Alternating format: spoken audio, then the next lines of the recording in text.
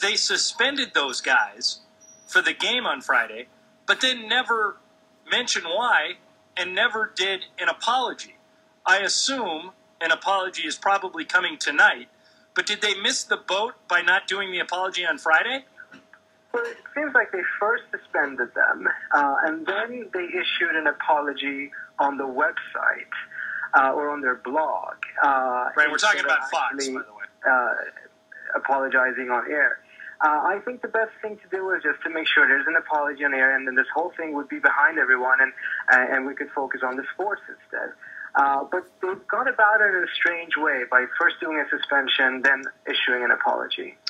Trita, here when I heard these comments and I saw the dialogue in it, obviously I look at it. I don't have the same. I'm not coming from the same place in terms of how it would offend me because I guess I'm not looking at it in that way. But I got to ask you this: when you see or you've heard announcers, you sound like someone who's followed the NBA to some degree. I think of a guy like Larry Bird, who is this big ambassador to the game. Every time Larry would do something, they would call him the hick from French Lick, or they would sort of, almost bring him in and make him to some degree real. I don't know that it was the intent of the announcers was anything other than kind of playfully having fun with the player.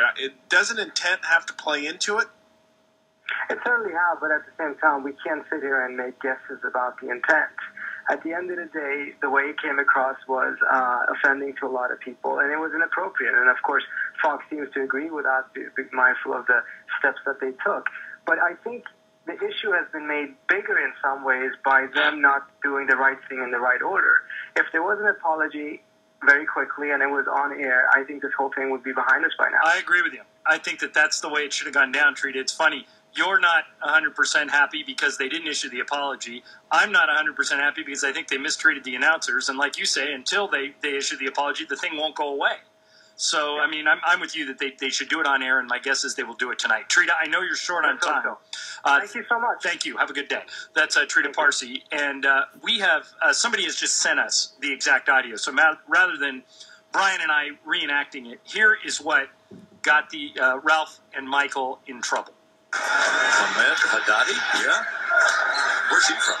He's the first Iranian to play in the NBA. There aren't any Iranian players in the NBA. He's the only one. He's from Iran? I guess so. That Iran? Yes. The real Iran? Yes. Wow. Haddadi. That's Haddadi. Here's another Borat's older brother. So Tinsley is back. Gay goes out. If they ever make a movie about Haddadi, I'm going to get Sacha Baron Cohen to play the part.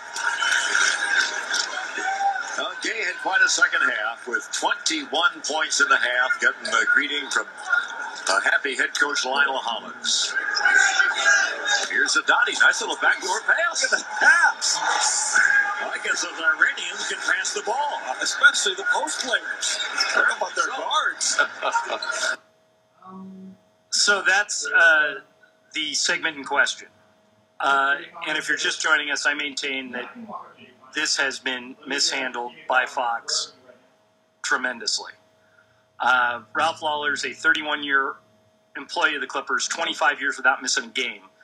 Michael and Ralph are great ambassadors for that team. And if you've never heard Michael and Ralph before, that exchange, Brian, that they just had is, I don't want to say typical because I know they overstepped their bounds here, but that kind of Punch and Judy thing there is what they do all the time. And it's funny and it's entertaining. And if you're fans of theirs, and I am, it's something that I've heard them do hundreds of times. Right. It's not just at a certain race. They do it. It's sort of across the board. That was sort of my question to Trita, that it's sort of part of, I'm not justifying what they said because we both agree it went too far and I'm sure they would love to take it back. But the response, I don't think, by Fox was handled correctly. Here's the funny thing. If I made it to the NBA and I was born in Ireland and I came into the game, they would say exactly the same thing. John Ireland is in the game.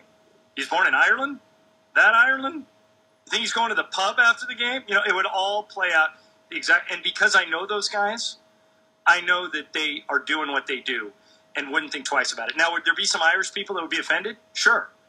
And I would give Ralph and Michael the chance to go on and say, look, it's come to our attention that we may have offended somebody. Our goal is to never offend anybody. We're sorry, and we hope you'll accept our apology and move on. And because they're good guys, everybody would have accepted it. Right, exactly. And I think that's the point that it goes back to. Trita just said, well, you can't legislate intent. Well, unfortunately, Fox kind of did.